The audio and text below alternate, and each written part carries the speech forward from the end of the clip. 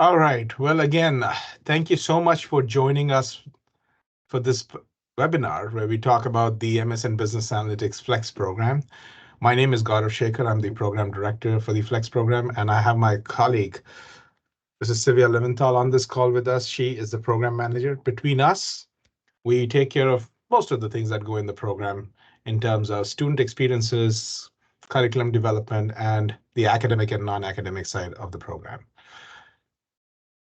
Once you end up being here at UTD, we are the two people that you'll be interacting with the most when it comes to, you know, anything that is related to the program.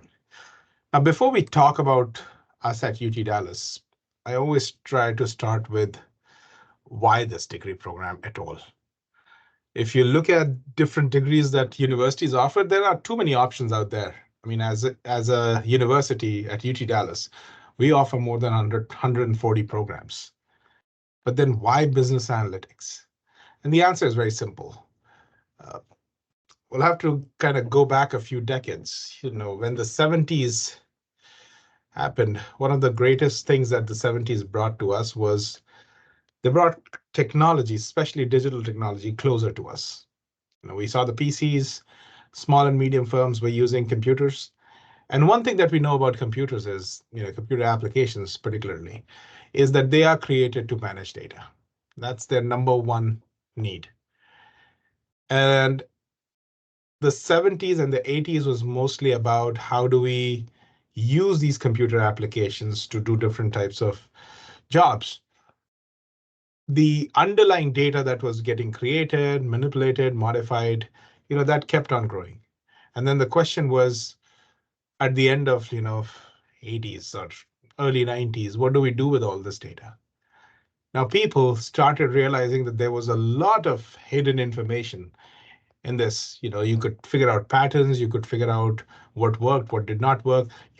You were not really relying on your hunch or experience. You were actually making data focused decisions. Not a whole lot of people, but of course the leaders were doing that.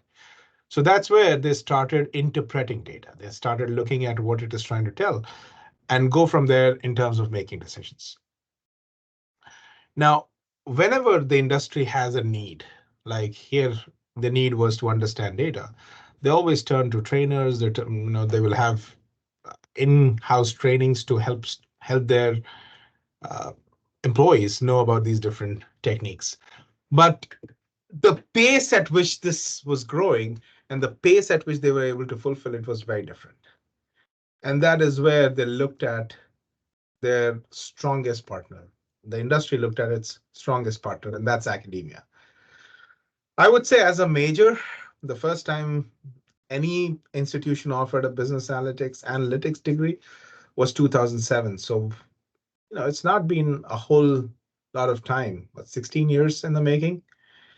Uh, the good thing about 2024 from an industry perspective is companies need professionals who are very uh, well versed with what the data language is, what are the different techniques with which you work. You need to be very comfortable working with data.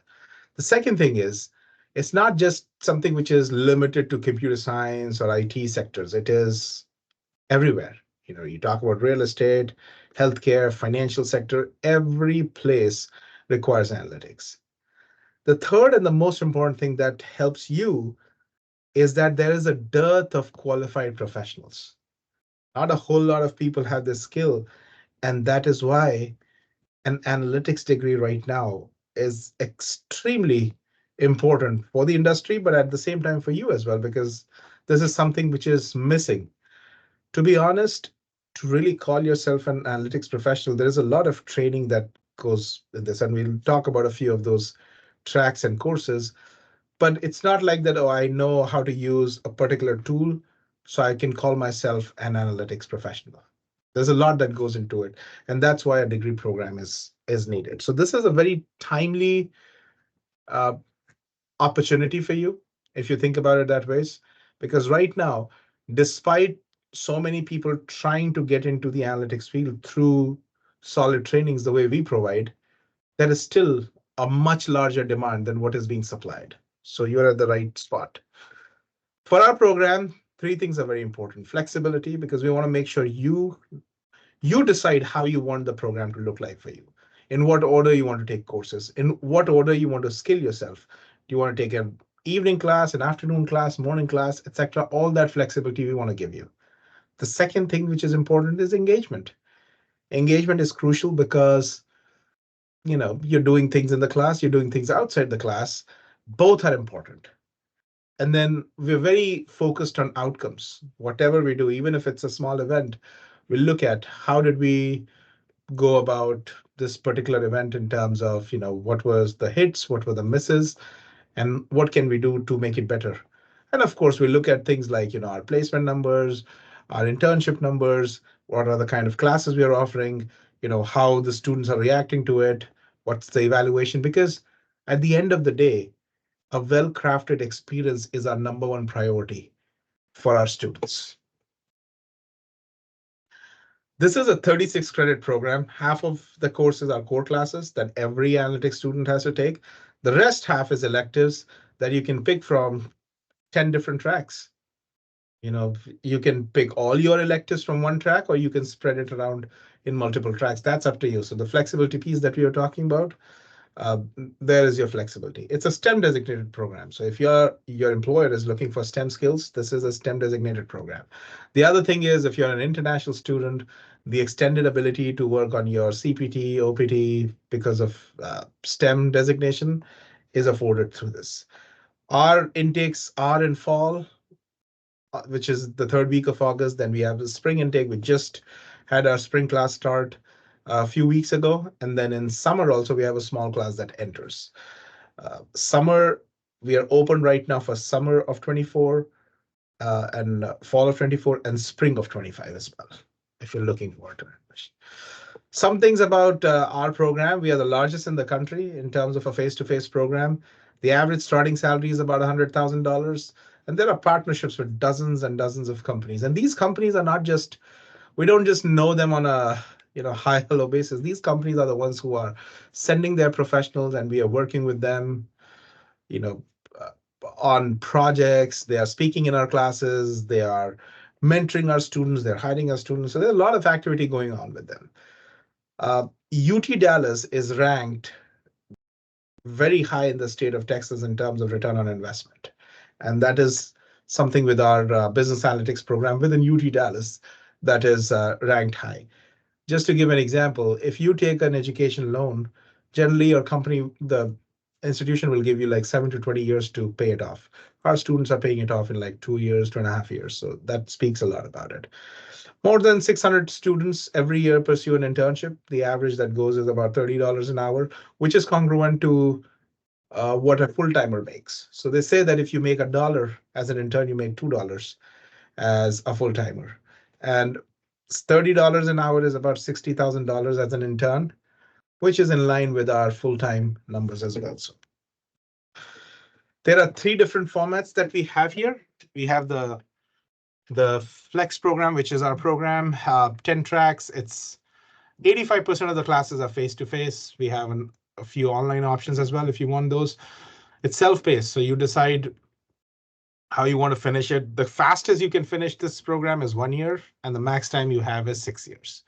It's state funded, which means the more credits you take in a semester, the per credit hour rate goes down.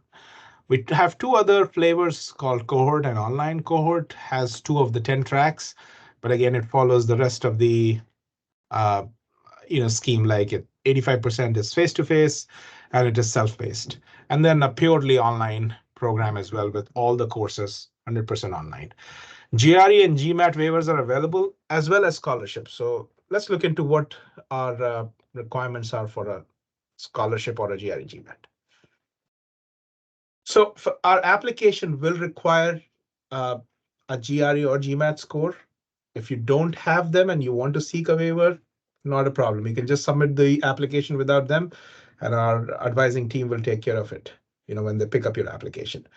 We need your transcripts. Unofficial ones will do for the admission purposes, but once you're admitted, we'll need the official ones.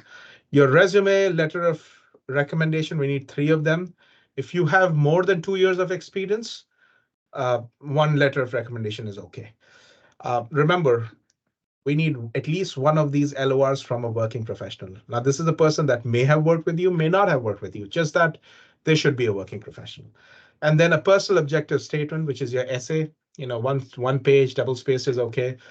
And what we really need to know in that essay is why this degree and how does this factor in your future.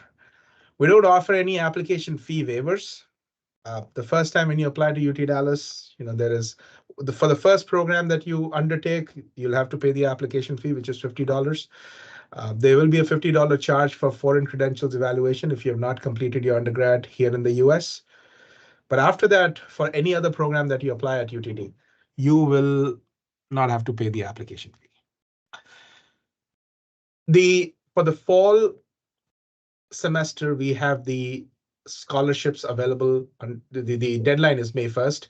I would recommend don't wait until May 1st because we give it this out on a rolling basis. And by the time you reach May 1st, there may not be a whole lot of scholarships left. Another thing to keep in mind is that we do need an official GRE or GMAT if you're going for a scholarship. So your scholarship application and your official GRE GMAT score should reach us before we can look at your file. There's a little typo, but if you're thinking of spring 25, December 1st is your deadline. TA ships are not given out in the first semester. You have to spend one semester at UT Dallas before you can go for them. Some numbers just to show you the spread of what kind of jobs our students are going in. Some of our top employers since the last 5 or 6 years, Ericsson, Amazon, Copart, Lennox, FedEx, Southwest Airlines, they hire in big numbers from us. Another thing is some of the titles. A lot of students are either data analysts or data science interns, but data engineering, business intelligence, business analyst, marketing analytics are also some of the very popular titles that we see. Contrary to popular belief, the computer science, IT focused industries are only 25% of the split that we see, which just tells you that, this is a need in every possible industry. I would strongly recommend to go on LinkedIn and look for this hashtag UTD You will see tons and tons of stories. These are first-hand accounts of students who are pursuing internships from the program, or if they're doing something in the program, they put that hashtag and that shows you what exactly the student life looks like. We have a few students here, the examples that we're showing. So FedEx, Tesla, Amazon, some of the companies, of a lot of companies that they work at. Lots of student organizations at UT Dallas. We have about 450 of them, but 70 of them are in the School of Management. The ones that you see on screen, like Women in Technology, Salesforce, SAP Users Group, Envision, Marketing Analytics Club, Toastmasters, they're some of the ones in which our students are very active. You also get some bonus certificates. So these are like micro degrees that are carved out of our programs. So one of the big benefits of coming to UT Dallas is that you can also go for a certificate. They by themselves can cost anywhere between $15,000 to $20,000. But as a master's student, if you're taking courses, that gives you credit both towards a degree as well as a certificate. You don't have to pay for the certificate twice. So you're getting a certificate, which is like a micro degree for free. And a lot of our students go for, sometimes 2 certificates on top of their master's degree. So this is something, again, to look forward to if you come to UTD. And finally, our contact details here. You can see our email addresses and our phone numbers. Our email, whether you send it directly to us or to the program inbox, and we'll just put that program email address in the chat. It's we will make sure that these emails are responded to, within a day or two at max, but we're very quick on them because we want to make sure you get your information, answers to your questions as soon as you can. All right, at this point, we'll take a few questions and let's see what questions we have right now.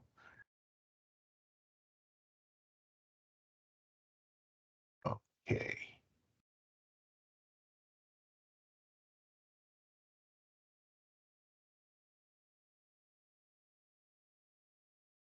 So We have a question that you want to know the I-20 process. What's the documents required to be submitted and how long does it take? So I'll answer the second part first. It takes about 10 business days. Give them about 10 business days to review your documents. Your documents generally are bank statements. If you have an education loan, that loan letter will count. And then something that shows that, whether you have liquid funds or not. Now, let's say if you have a fixed deposit, just a fixed deposit certificate will not work because fixed deposits are not liquid funds. But if there's a letter from the bank which says that this can be liquidated and it amounts to X dollars, that can be accepted. If you just say, UTD I-20, Google that, the first link that comes up, which is like how to receive an I-20 from UTD, that has all the steps listed out as to what is needed. In order to submit the official attested copies, the only method available is through post or the online. Oh, absolutely. We use a document service called Parchment or True Copy. This is like a system between institutions where they can send your transcripts. If not, if your institution can email us attested copies from their official email to admission@utdallas.edu, that's also acceptable. We need something that comes directly from the institution. And that's why the traditional method has been that your institution, undergrad institution, will just seal the copies in a envelope, seal the envelope, put their stamps on it, and send it to us. Okay, Lynn, you asked what state funded. State funded means that, and mostly it is from the tuition perspective. So in a semester, you can take up to 18 credits. What state funded means is, first of all, with every credit that you take, it's not a linear relationship in terms of tuition. With every credit that you take, first of all, the per credit hour rate goes down. The second, and which is the most important thing, is there's a tuition cap at 12 credits, which means credit number 13, 14, 15, 16, 17, 18 in a semester is free. So that's where the state funded piece comes in. And the reason why we call it state funded is this is a public university. So that's how our tuition is controlled. Could I also inquire regarding the intake capacity and the student to professor ratio? So again, the way we have structured our programs in the schools, it's not like that if you come in with a class, that class ends up taking the same courses together. A class comes into UT Dallas together, but you can take whatever courses you want to take. The student to professor ratio also depends on the type of class that you're getting into. Most of our core classes, we'll see like 40 to 60 students in a section. And if it's an elective, depending on how popular the elective is, you can have like 20 students in a class. And if it's a very popular elective, you will see 60. So I would say depending on the type of the course, it varies. But 60, most of the classes, the cap is 60. How different is cohort from the flex option? So as I said, the main difference is the number of tracks. You have 10 options out there with the flex program, which is close to some 85 courses that are available. In the cohort program, there are 2 of those tracks. What I just explained in terms of the state-funded tuition piece, that's not the same for cohort. Cohort has a fixed tuition. It's $1,528 a credit hour for international students and $1,250 for residents. So whatever credits you take, you just do a multiplier there, and you pay your tuition. Whereas, depending on the number of credits you take, and I'm not talking about scholarship and other things, your tuition can vary between $40,000 to $65,000 when it comes to the Flex program. Are international students allowed into the Flex program? The Flex program is our main on-campus program. Cohort and online is something that came up in the last 4 years now, I would say. But Flex does see most of our students that come into the business analytics program are mostly Flex students. So yes, for international, that's totally fine. Post-application submission, what does the process look like? A good question. So once we have your documents and the application is complete, we take about 2 weeks to make a decision. Now, if you've asked for a GRE GMAT waiver, That might all add another week or so, but we're pretty quick on that. Within 2 to 3 weeks, we'll render a decision.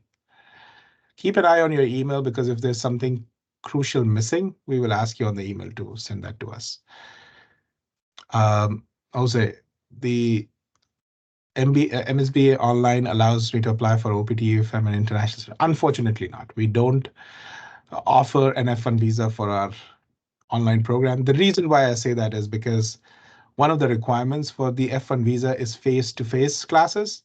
In the online program, we have 100% classes online. So that's where we don't meet the requirements to offer an F1 visa for online program. Having said that, you can still be in the Flex program, and maybe one of the 3 courses or 4 courses that you take could be online. You require 6 credits that have to be face to face, and after that you can take online classes. So online is possible as an international student, just that you cannot be 100% online. Can you talk more about the types and the scholarship amount? I believe when you say types, you're still referring to the scholarships. So the kind of scholarships that we have here is we have the Dean's Excellence Scholarship mostly. And what you do is when you apply for it, and let's say you end up getting the scholarship, the Dean's Excellence Scholarship. As I said, you need your application as well as your official GRE or GMAT score in before we can evaluate. If you are a domestic student, like a Texas resident, you get $1,000. That's your scholarship. But if you are an out-of-state resident, which means you could be a US citizen or PR, but you're not a Texas resident, or you could be an international student. At that point, if it comes with a waiver, tuition waiver, what we do is you are required to pay the out-of-state tuition. We change that to in-state. So, and the difference between the two is about 2 times. So if, let's say, a Texas resident is paying $10,000, a non-Texas resident might be paying like $18,000, $19,000 in tuition. But when you get the Dean's Excellence Scholarship and your tuition residency changes, that is at like $1,000 plus for 2 semesters, you get to pay in-state tuition. The average savings is about $18,000 across those 2 semesters.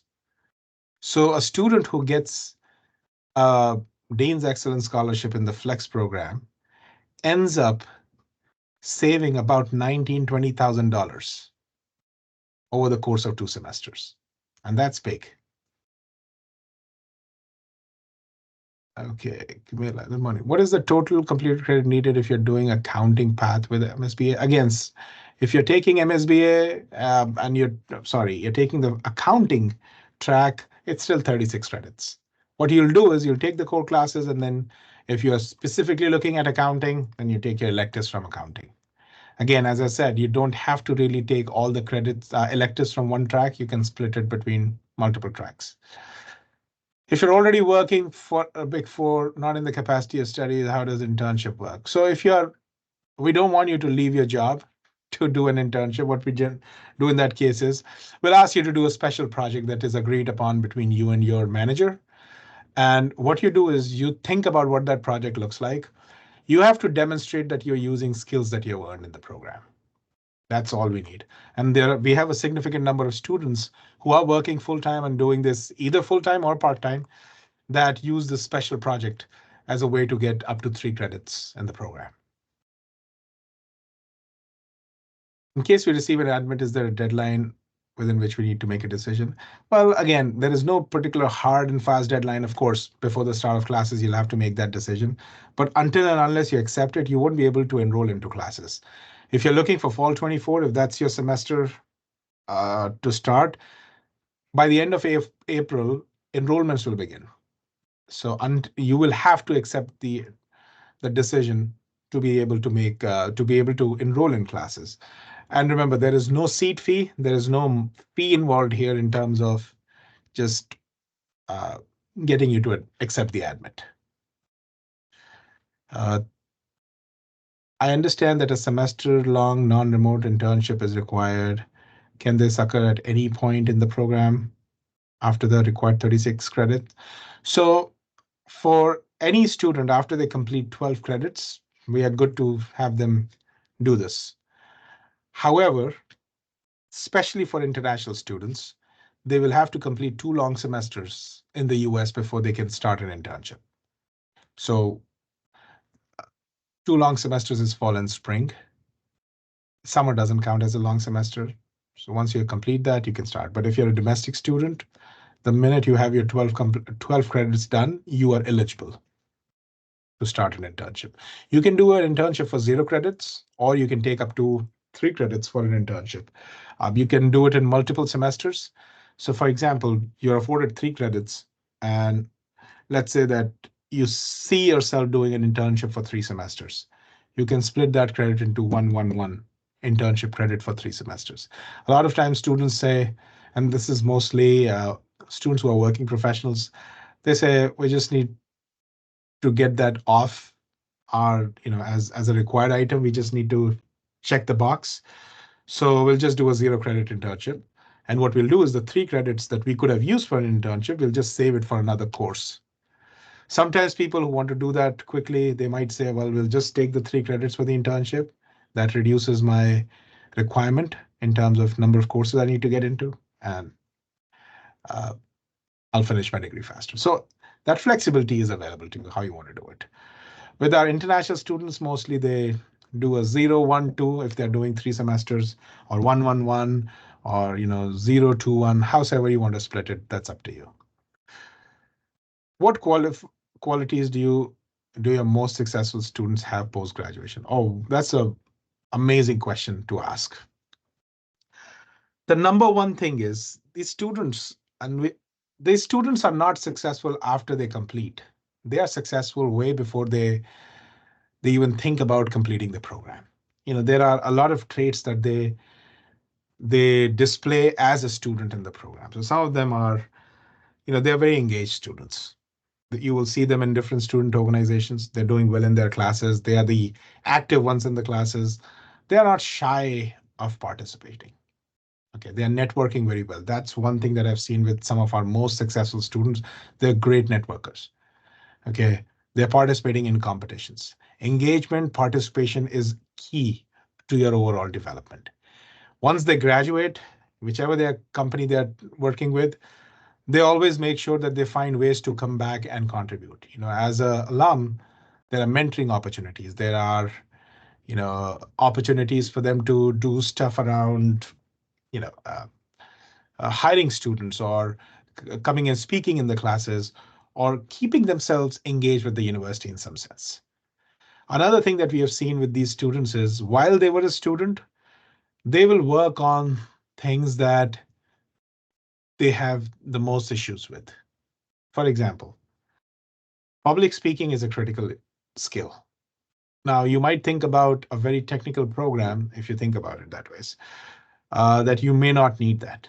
But once you are back into the workplace, now, it is essential. It's an essential skill, and that is something that requires you to do well. These students, if they don't have that skill, you will see them practicing, becoming part of things like Toastmasters and all, using our career management center, the business communication center, whatever resources are at their disposal, they'll be putting their time and effort. So that really changes their trajectory a lot in terms of what returns they get.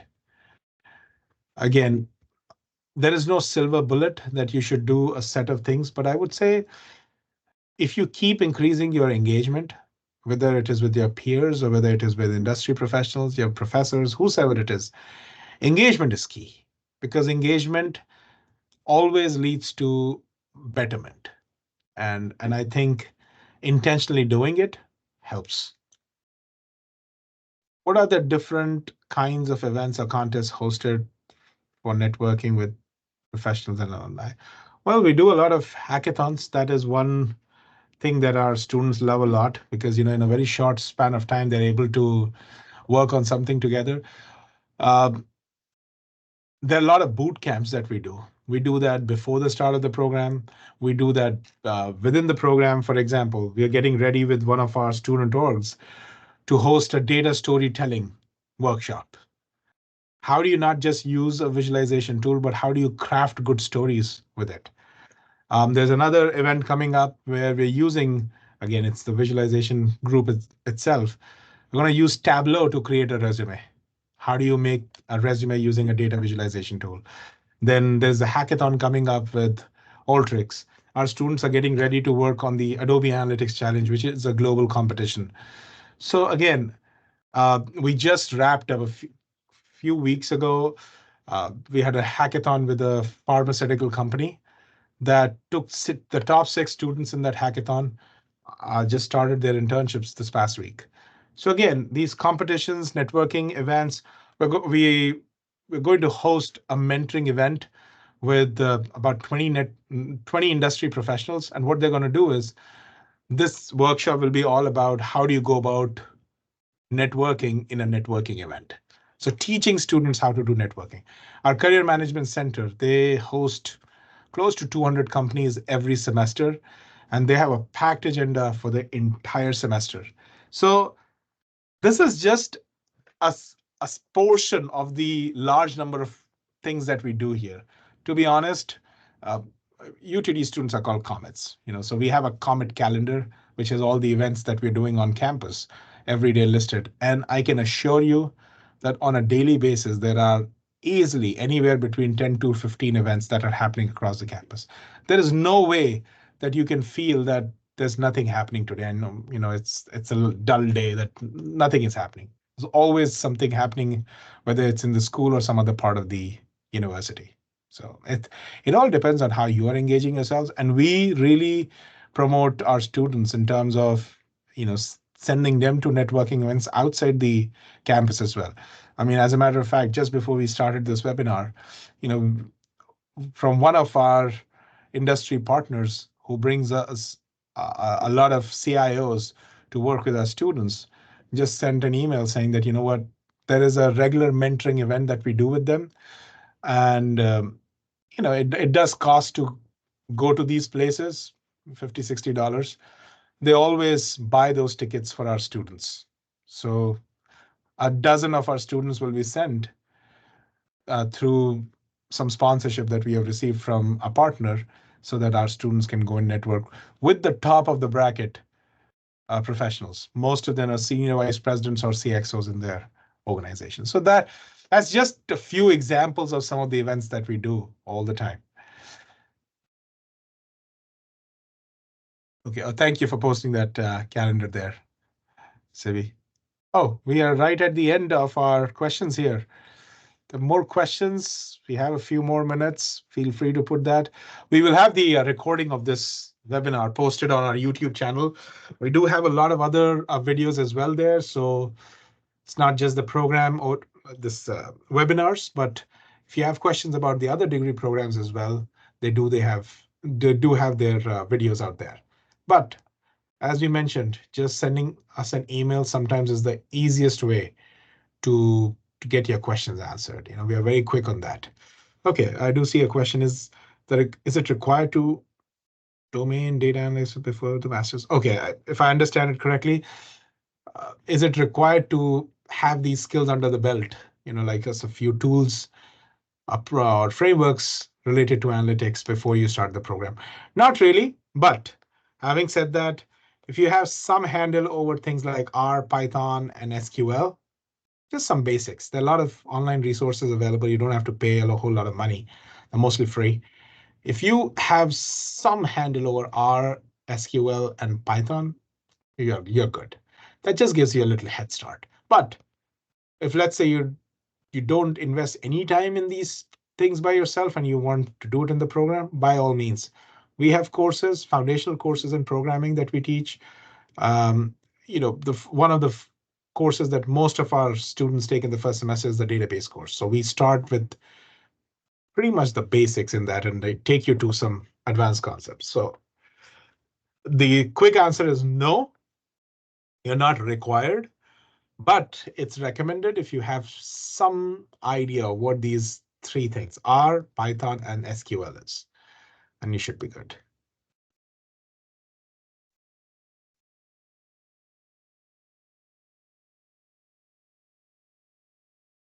Try to see if there is.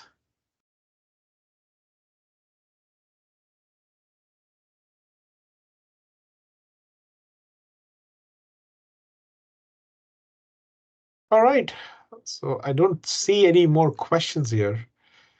Again, thank you so much for your time this morning, evening, afternoon, wherever you're joining us from, folks.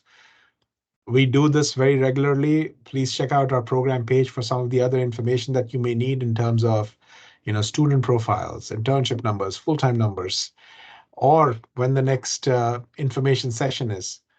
But this recording will be posted on our YouTube channel, and I'm just going to put that in the chat, our YouTube channel for the school. It's a great place for you to find tons of information. But we look forward to your emails, your queries, and hopefully soon we will have you here at UT Dallas. With that, thank you so much. Have a great rest of your week, and we will be in touch with you all soon. Thank you, guys.